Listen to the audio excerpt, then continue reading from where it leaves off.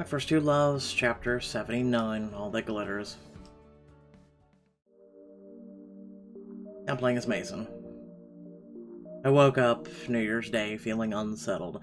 Noah's words the night before had left me rattled, and picturing the look on Emma's face hadn't helped matters.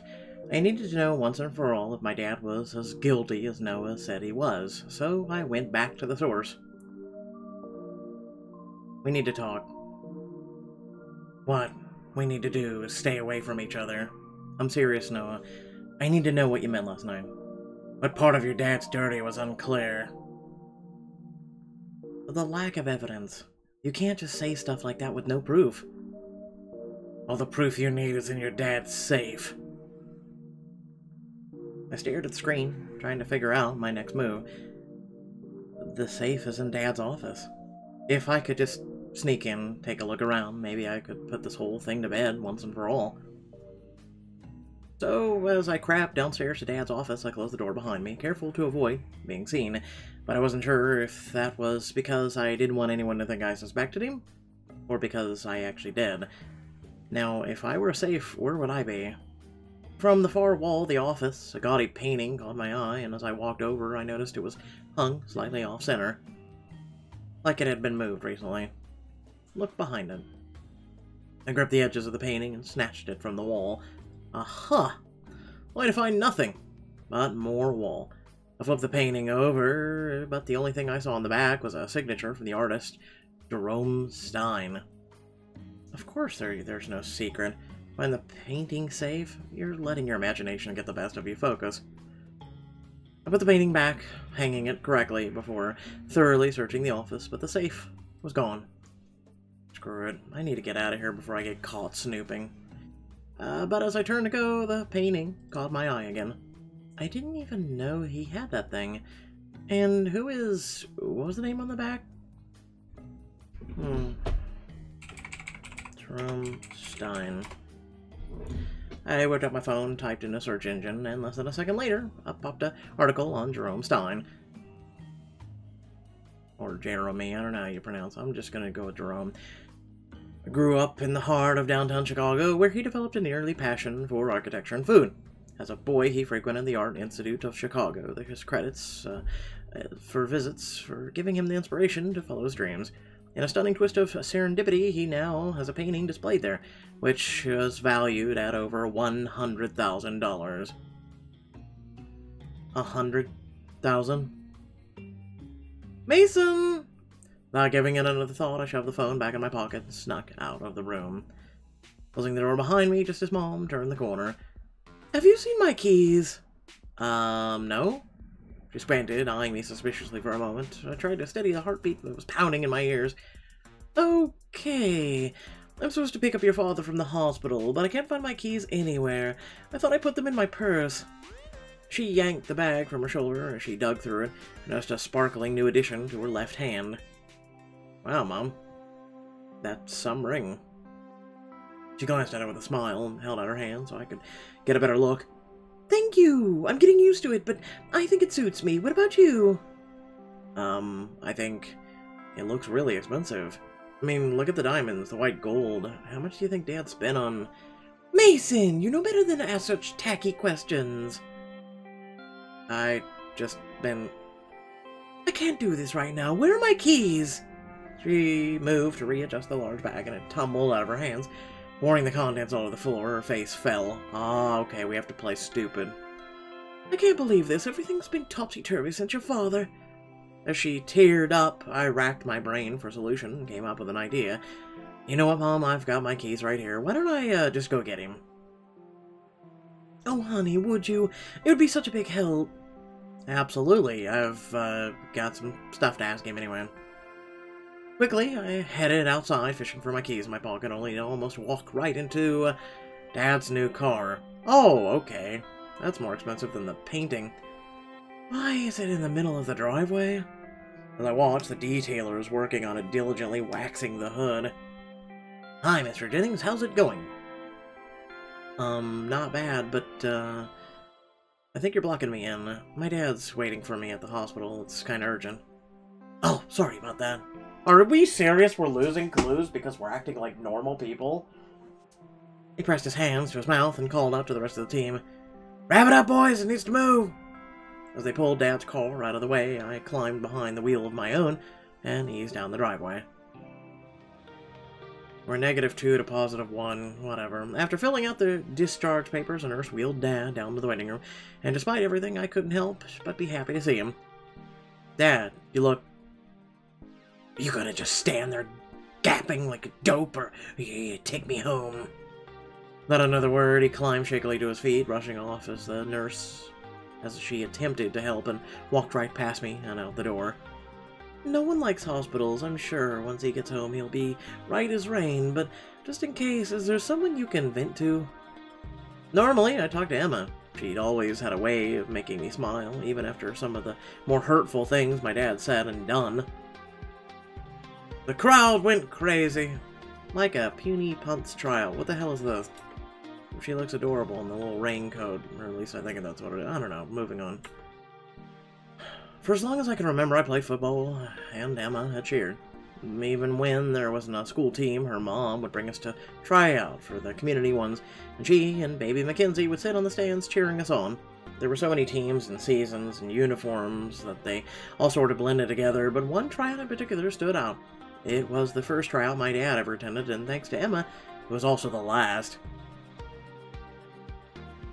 Green 19! Green 19! Hike! As I scanned the field for the kids wearing my color flag belt, my eyes wandered to the sidelines where the cheerleaders were trying out. Get fired up! Oh yeah! Oh yeah! Get fired up! Oh yeah! Oh yeah! Get fired up! Emma and the other cheerleaders danced and jumped as they repeated the cheer, pumping up for the crowd, and when she saw me watching, she shook her pom-poms at me. Quick, she's looking over here. I gotta do something back. I should show off. Met Emma's eyes before taking off in a dead sprint down the field, dodging defenders left and right as I twisted and weaved past them. Go, Mason, go! Touchdown dance, here I come! But before I made it to the end zone, a girl on the other team came out of nowhere and ripped a colored flag off of my belt at the 20-yard line. Hey! I got you, I got you! She's a vampire, she's cheating. She waved my flag over her head, and her family cheered for her from the stands. I searched the stands for my family and found Miss Price clapping for me anyway. That's okay, you'll get the next one, Mason. But next to her, my dad flying down the coach and touched his fingertips to his palm.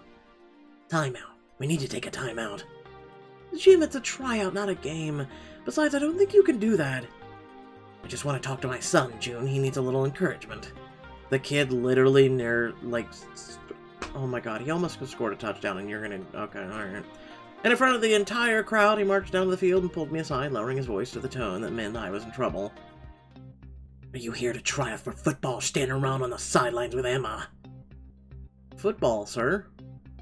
That's funny, because I took the day off to watch you try out for football. But all I've seen is you getting sacked by some girl because you were too focused on the cheerleaders. But Dad, it was one play. I'll do better the next one, I promise. One play can cost you 6 points.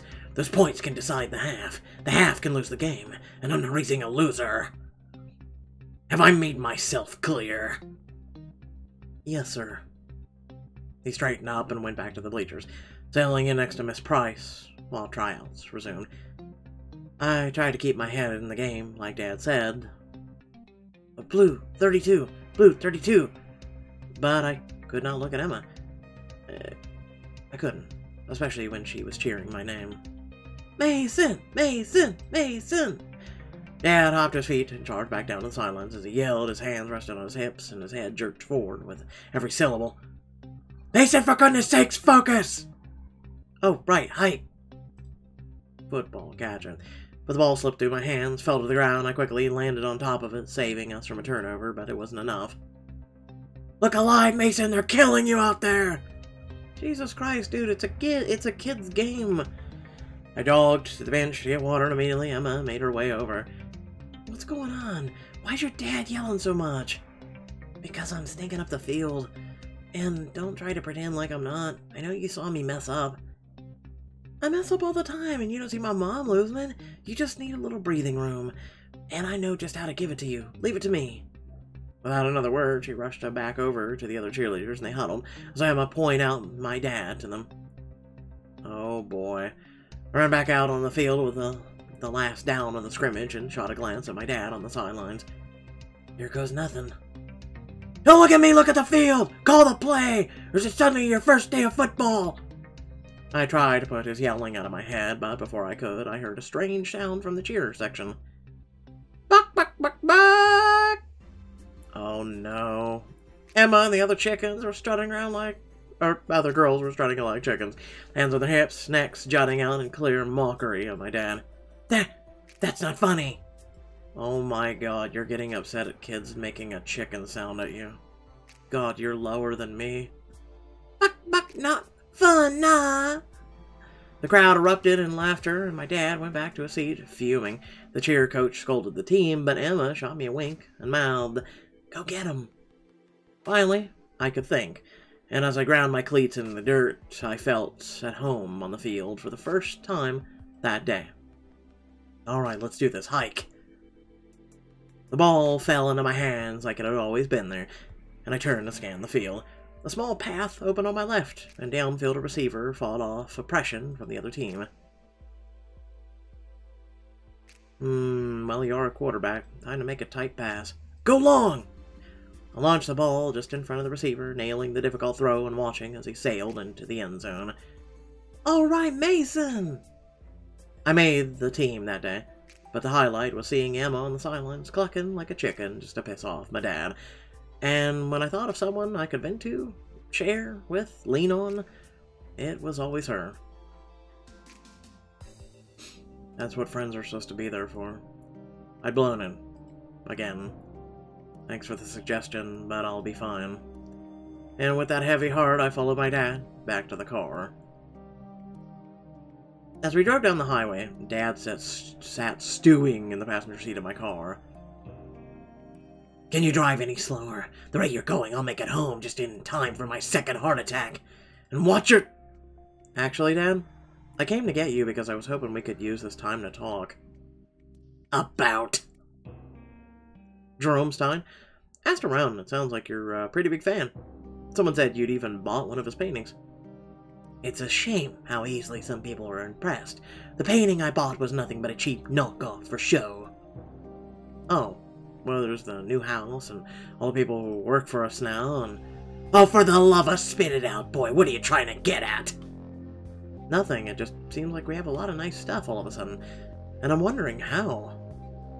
You didn't care about us having nice stuff when it was something you wanted. But nothing. This is exactly why I did everything I've done. Because you don't have the stones to take what's yours. You proved that at homecoming with the scout, and practically doubled down when you gave up that scholarship. I did the right thing, and you know it. That's why I earned my place at the Air Force Academy. If that were even remotely true, then I wouldn't have to buy your way in instead. Oh, what a surprise. Oh, can I punch him? Can I do it?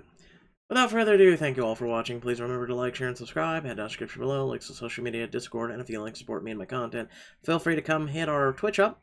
I've streamed about 12 or so hours of Cyberpunk 2077. It's a decent game so far.